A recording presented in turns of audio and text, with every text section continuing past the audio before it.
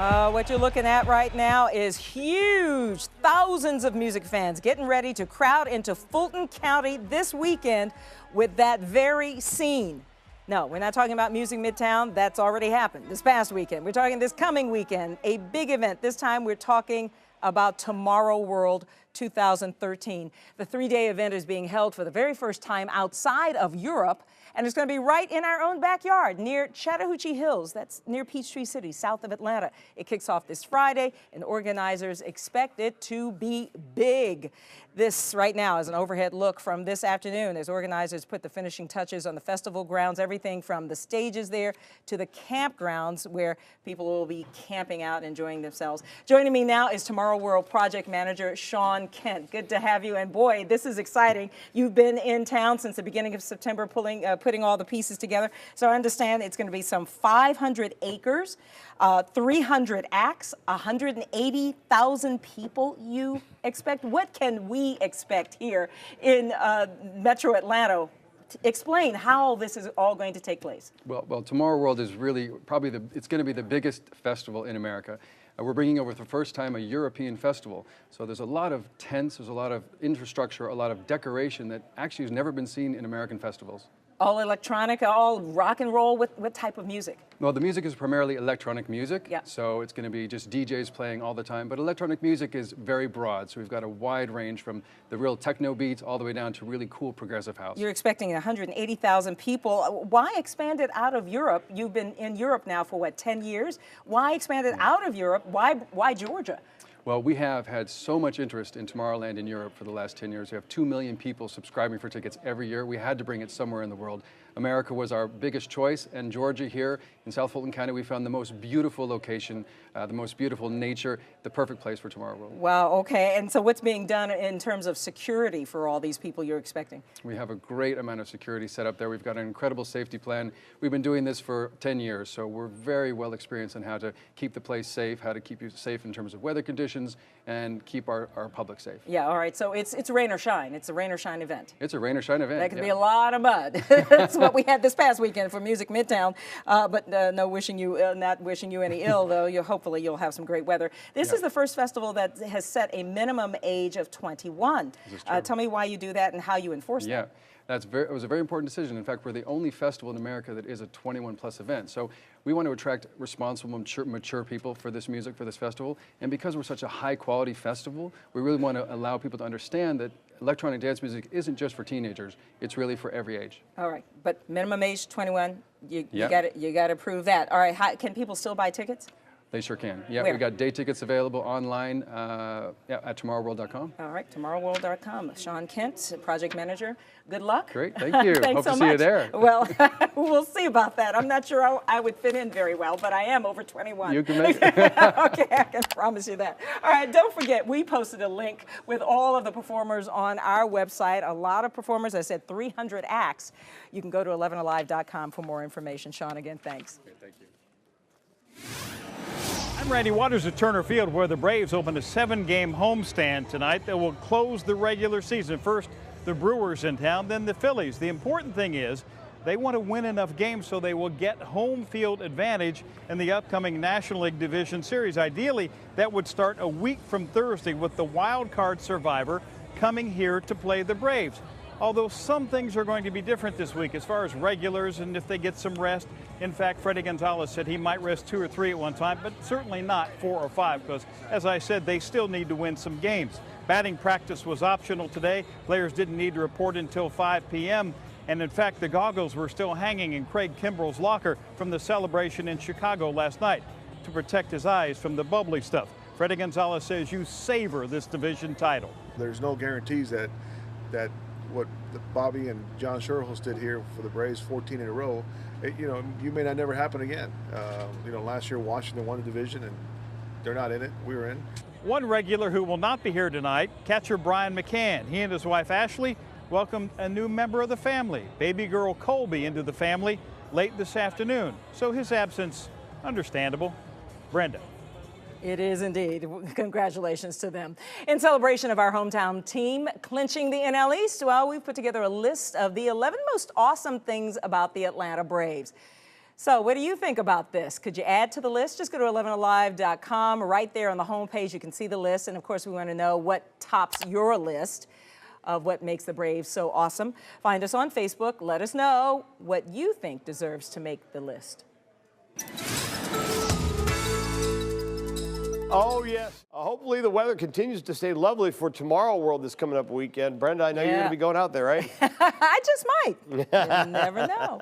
Yes, it looks fantastic for the weekend. Thanks, Mike. All right, number 3, several LinkedIn users have now filed a class action lawsuit against the social network. According to the New York Times, the suit accuses the company of breaking into their accounts, harvesting emails, and sending out spam. They say in an effort to get new users, LinkedIn sent emails to existing members' contacts and used their names without consent. LinkedIn has denied all accusations. Number 6, a federal judge in Brooklyn, New York, has ordered the FDA to make the morning after pill available over the counter. The order also directs the FDA to make it available to a person of any age without prescription.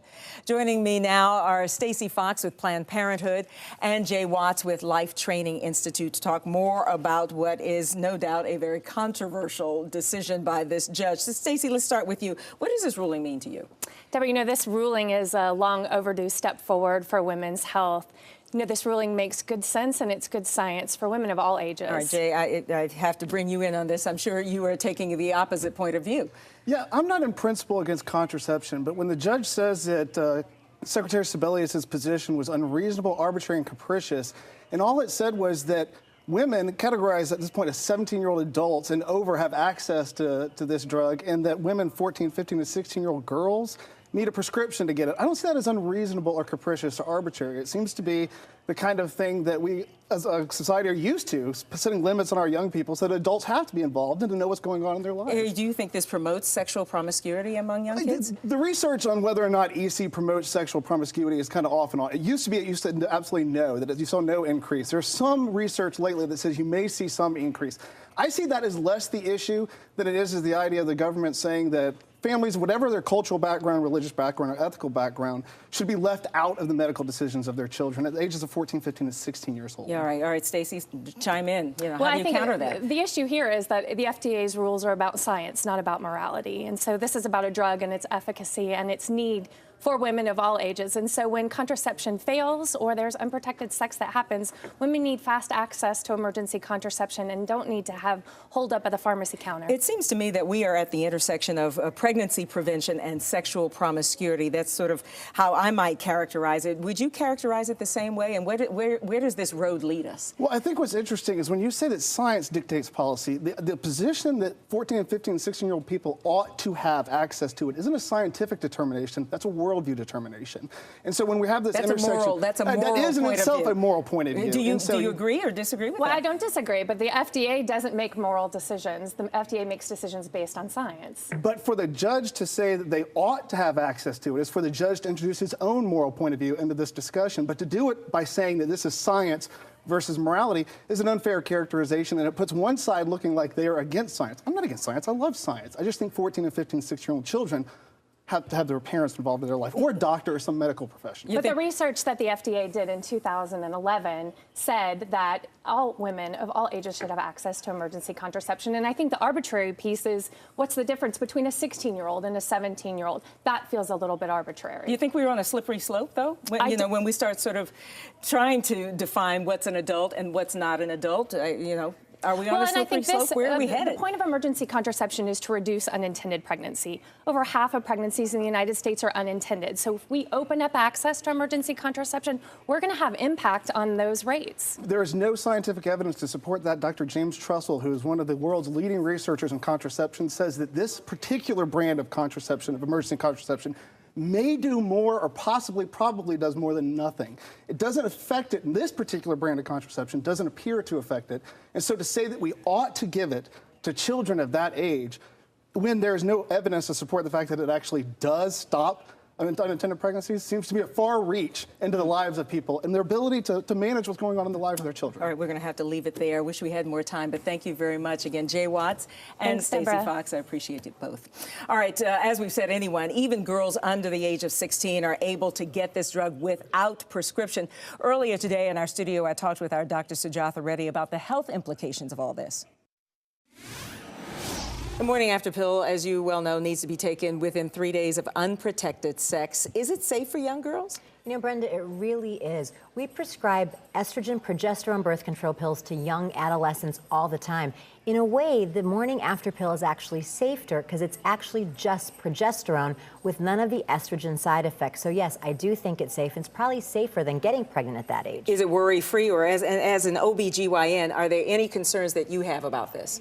You know, there really aren't. I think there are a lot of over-the-counter medication that have worse side effects than this. And in the years that we've had this, I have not seen in my practice it being overused or abused by patients. So no, I don't think there's any concern with it being over-the-counter. All right, Dr. Reddy, thanks.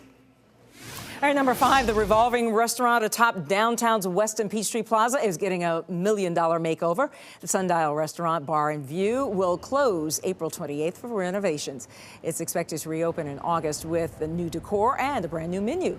Sundial opened with the Weston Hotel back in 1976. Located 723 feet in the air, its panoramic views of the Atlanta skyline have made it a top destination for diners over the years. Number 4, even on vacation in Hawaii, an officer is always on duty. Check this out. This is the airport in Honolulu where in just a few seconds you're going to see a TSA agent getting attacked. The surveillance video shows a woman trying to push her way through the flight crew security section. As the agent there struggles to try to control this woman, in steps Justin Rogers. He is a police corporal vacationing in Hawaii from California. Police officer or not, the woman was being assaulted. She was defenseless, had her arms up, trying to defend herself, and somebody really needed to help her, and luckily I was close enough to be able to help her out. Number 5, a concussion is the rare sports injury that affects the brain. That is the only irreplaceable part of the body.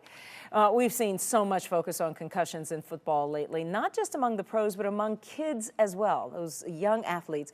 For all of you parents out there worried about your young athlete, well, we want to give you an in-depth look now at the dangers of concussions and what's being done to help prevent them. Here's Matt Pearl. You got your one. Kind of you blacked out and you got smelling salts after the game. Chris Davis loves football. Come on, hey. And he's had a concussion. You really just told somebody you blacked out and they said, well, I think you had a concussion the other night. That was more than 20 years ago. Today, concussions are a big controversy in professional and youth football. Reps, let's go, let's go. The head coach at Cedar Shoals High is one of many taking aim at the problem. The Heads Up programs just made us all a little bit more aware. Widen that base.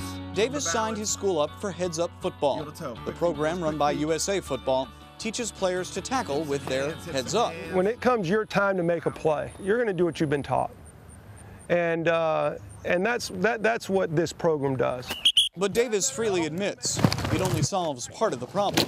You got kids who are banging heads every play. Both concussions that we've had this year on our football team weren't due to tackling. They happened at the point of attack at the line of scrimmage. Brantley Summers loves football. And at the start of the play, I remember everything that happened. And he's had a concussion. Then I kind of blank out for a little bit. His came at the line of scrimmage 2 weeks ago. At this practice, he was held out of contact. The state of Georgia is getting tougher on concussions. This past spring, the legislature passed a bill that said if a youth athlete sustains a concussion, that athlete must receive clearance from a health care provider before returning to play. We are at least understanding that we need to protect the brain, and the culture of football is changing. The bill and the Heads Up program emphasize awareness, teaching students and parents about the signs and symptoms. But for young athletes still learning about their bodies, this also is not foolproof. Kids tend to not report symptoms because they don't want to come out of the game or because they don't understand what a concussion is and they don't really know what they're feeling. Inside. Good. Chris Slade loves football. Has he had a concussion? Not that I know of, no. I mean, I'm sure I did, but you just get out there and play. Slade spent 9 years in the NFL, mainly as a linebacker for the Patriots. Mick! Now he coaches the Pace Academy, and he's getting proactive. One is to protect you. During practice, his players wear guardian caps. 2, you can still wear them all the time. Shock absorbers around the helmet that claim to reduce impact by 33%. And most importantly, it gives the parents a peace of mind. Thus far this season, knock on wood, we've had 0 concussions. But do the caps work? The American Academy of Pediatrics just released an article saying there's no evidence that helmet add-ons reduce concussion risk. And the cap makers themselves say no helmet or practice apparatus is able to reduce or prevent concussions. Like with everything, more research is needed. It hurts your head pretty bad. Kyle Orr loves football, and he's had a concussion. You have a constant headache for about a day or so. Orr suffered his in 8th grade. So I took 9th grade year off because my mom didn't want to risk me getting another bad one. But I just missed the game so much, I came back this year. This is the biggest factor in the debate over whether parents should let their kids play football. All agree it's a sport with benefits beyond winning and losing. It has so many great advantages for their health, their confidence, social, as well as physical being.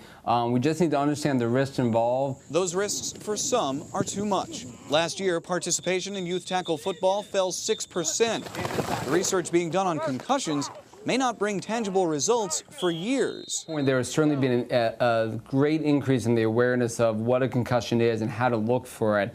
In terms of figuring out ways to prevent it, we still don't really have all the answers to that.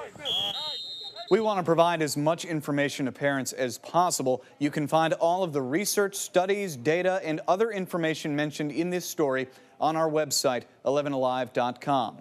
Matt Pearl, 11 Alive News. All right, very informative. Number 4, concussion symptoms. They generally show up soon after the injury. For some athletes, signs and symptoms of concussion can last for days, weeks, even longer than that. So joining me is our medical correspondent, Dr. Sujatha Reddy. What are the top 3 symptoms of a concussion?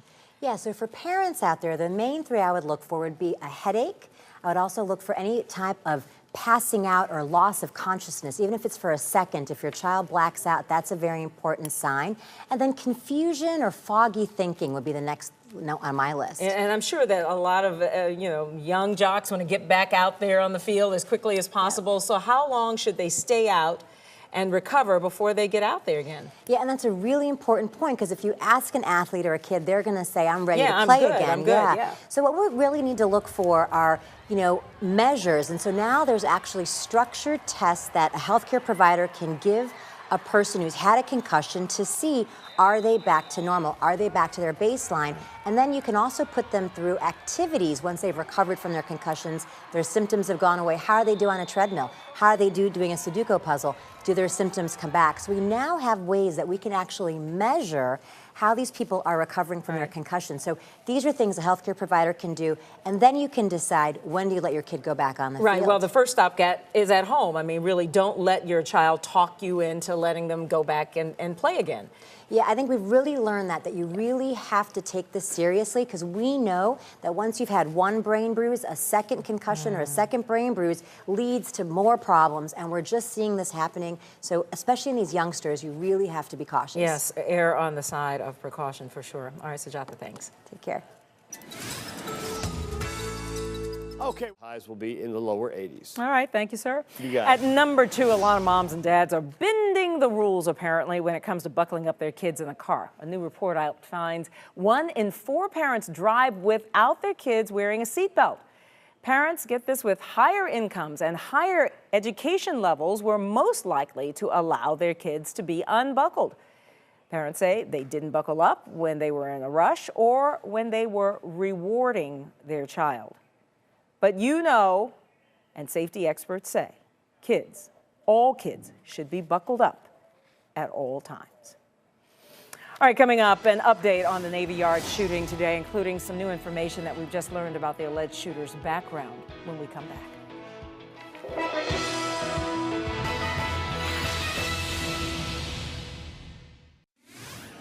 I'm Julie Wolf. You're looking at it right here. Apple's 1-2 punch in the fight to win back smartphone dominance. Will it work? Well, right now you're weighing in on our poll at 11alive.com. But first, let me tell you what they're trying to sell you. The iPhone 5C, some are saying the C is for cheap, starts at $99 with a 2-year contract. It's plastic, comes in 5 colors, has a Retina display and an 8-megapixel camera. I think the color will appeal to a younger demographic or a more design-conscious demographic. I'm a little more excited about the iPhone 5 S, called by Apple the most forward-looking device ever made. It includes a 64-bit processor, enough gaming power to put it on par with an Xbox 360. The camera has a larger aperture, bigger pixels, flesh tone flash, and anti-blur technology.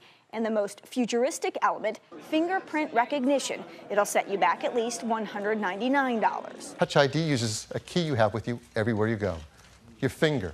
And more specifically, your fingerprint, which is unique to each of us. So did the new iPhone win you over? Our online poll shows the votes right now. One vote seemed to explain them all. You can get better phones with better features for cheaper prices. I have no interest in the Apple hype. If you do have interest, the phones go on sale September 20th.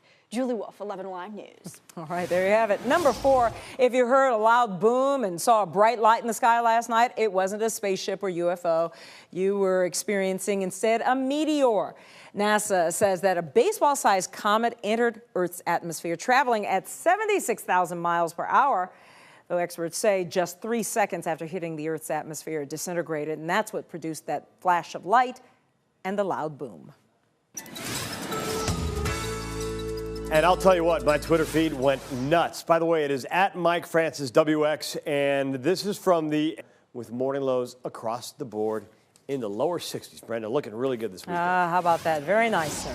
All right, number 3, according to a new study out of the United Nations, the U.S. is among the happiest countries in the world. We ranked number 17 out of 156 nations on everything from life expectancy and overall satisfaction to economic conditions and freedom.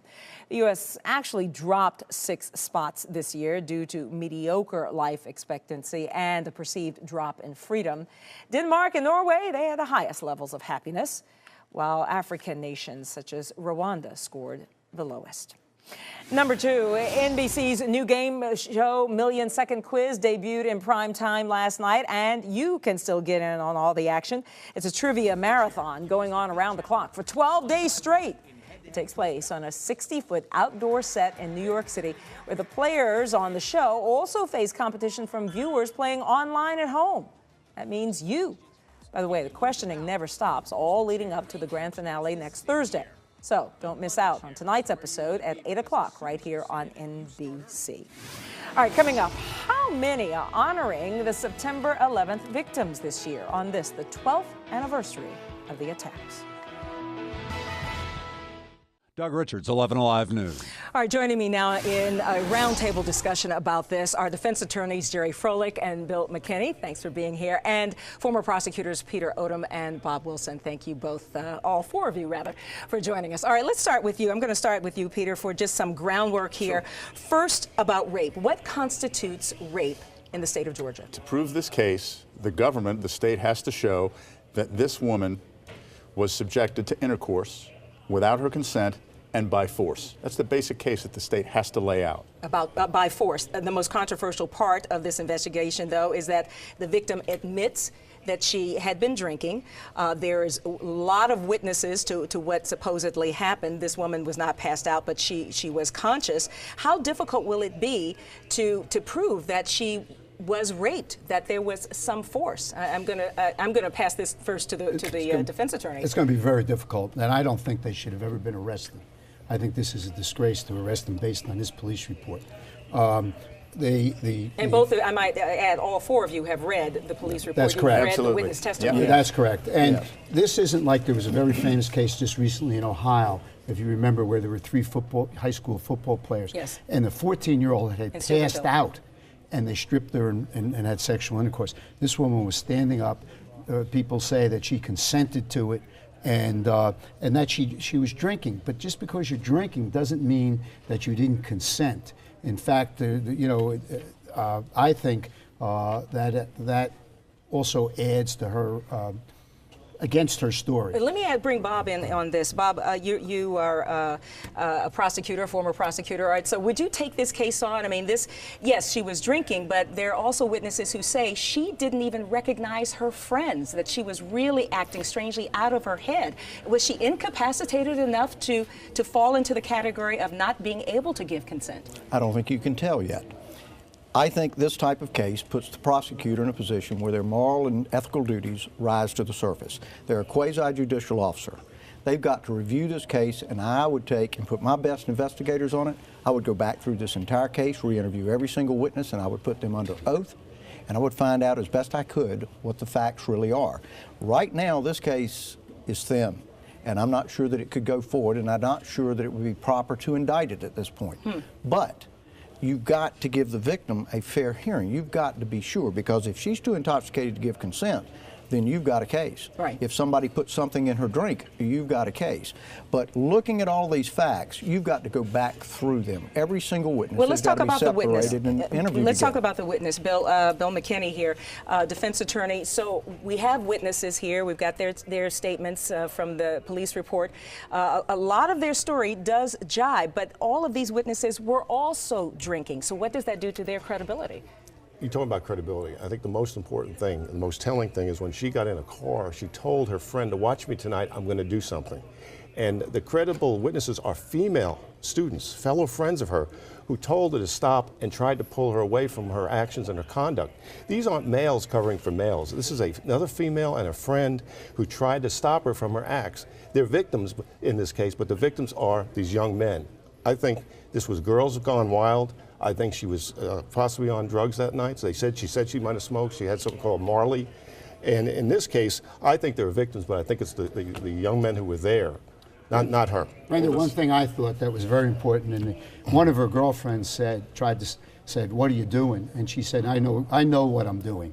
And I think that's going to be a critical argument that's going to be made. Before you throw her under the bus, or the young men under the bus, the DA has to take this case from scratch and redo it all over again and take a very close look. And that might mean going to the grand jury without seeking an indictment per se, but leaving it to the grand jury to look at every witness and tell you whether or not they want you to lay an indictment before. But I'll tell you, the key is that you bring in every single witness you Every can. single Every witness. single. Don't just go with the ones that are most favorable to the young woman. You're looking at the you whole get case. everybody in. But the most you bring them all important in. But the most important thing is you shouldn't have arrested these kids because their names, now the girls' name's not out, but their names are out, their names are in the paper, they're going to be suspended, if not thrown their out of life school. has changed and their life, they're always right, they're from going this to be point. stuck with that. Right. And that's why I think it was absolutely Well, you Why can, do you think charges? you can go to the grand jury without having arrested them. Why do you That's think right. charges were brought, though, Well, the police in were this instance? When you say that it's so thin, the evidence is so thin. Brenda, the police were faced with a victim without apparent motivation who had bruises and scratches on her body, and there were people that corroborate her account that she could not have given consent. The police had to move forward. Now, whether they'll ever get a conviction is a different story, but they had to move forward on these charges. I think they could have been a little slower. I'm a former investigator, I'm a former peace officer, and I was a detective. Something like this should have never gone any further than getting further information. As Bob has said, try to get some information, try to conform, the evidence in some way. But to simply take this information, I think they rushed to judgment on this case.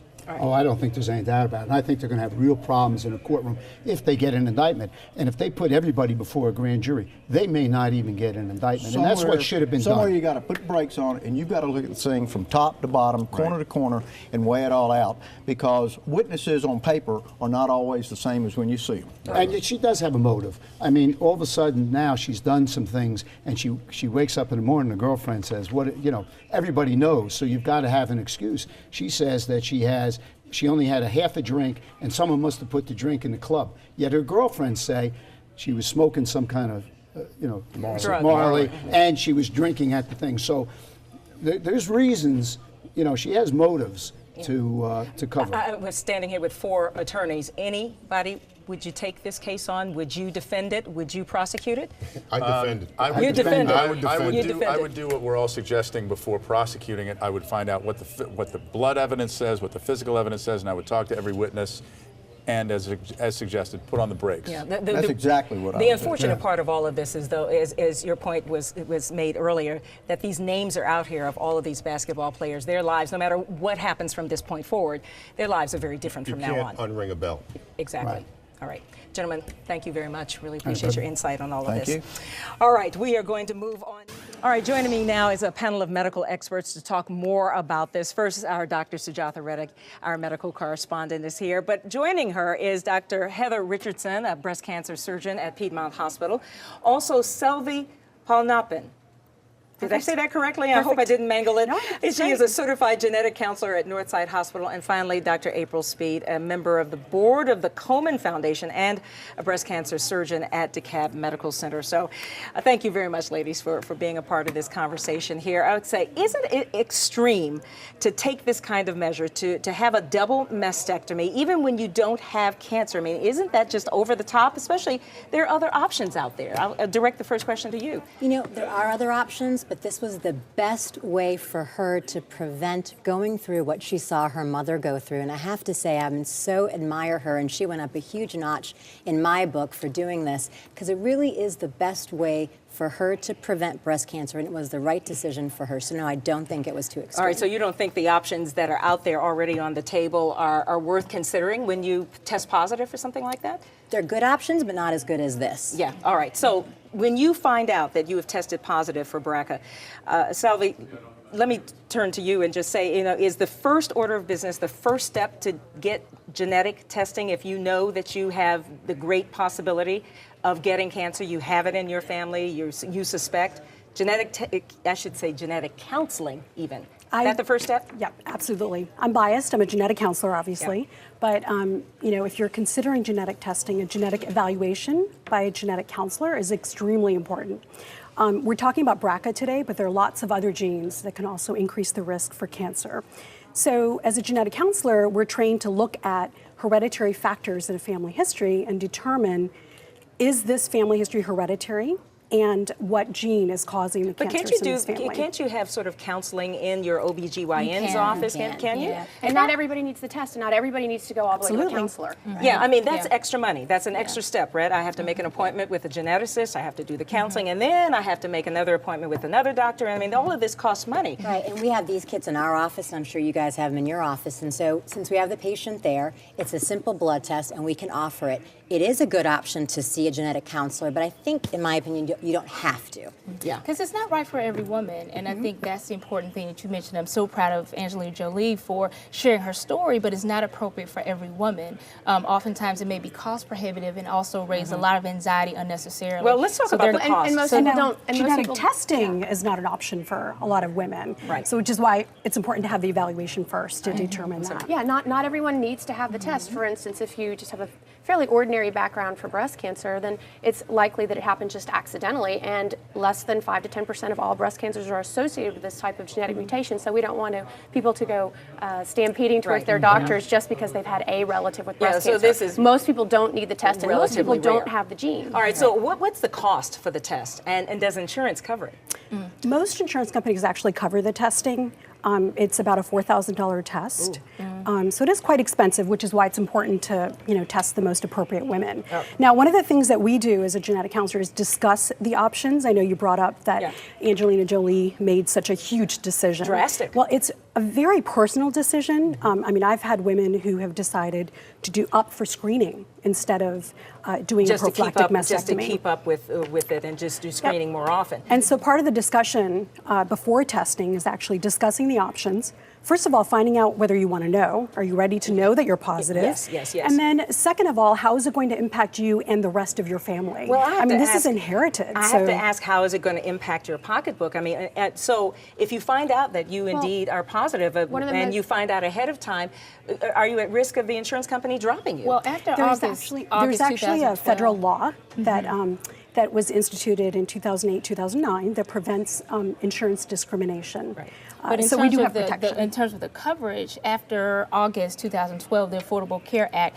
does cover genetic testing if your doctor recommends it. So that's why it's so important that we have these discussions because a lot of women, it is cost prohibitive. $4,000 sounds terrible, but with the Affordable Health Care Act and with insurance coverage now, it is very affordable. The average the company says is about $100, but I know for most women that I've done it on, it's a few hundred, so it is affordable. But to your point, no one should not have this test done because they're scared of being discriminated against, that their insurance is going to drop them. That should not happen. And another really important factor is of course, once we've identified the genetic mutation, if you have a documented mutation in your family, well then testing for that mutation alone is much less expensive than the whole panel, only a little over $400. So if we know that it's in the family, healthy family members who think they want to be tested and want to have that power of information, it could be cheaper. It could be cheaper, and they might not have to Is it really worth knowing? You talked about this or brought this up just a few minutes ago. Is it really worth knowing? I mean, what would you do with the information? Would it be like an axe hanging over your head all the time, or will a patient actually do something about it? A lot will do something about it. Like we're seeing Angelina Jolie do it. Some people will do something about it. For some people, like we're saying, it's not the right thing to do. It's not for everybody. Or maybe not right then.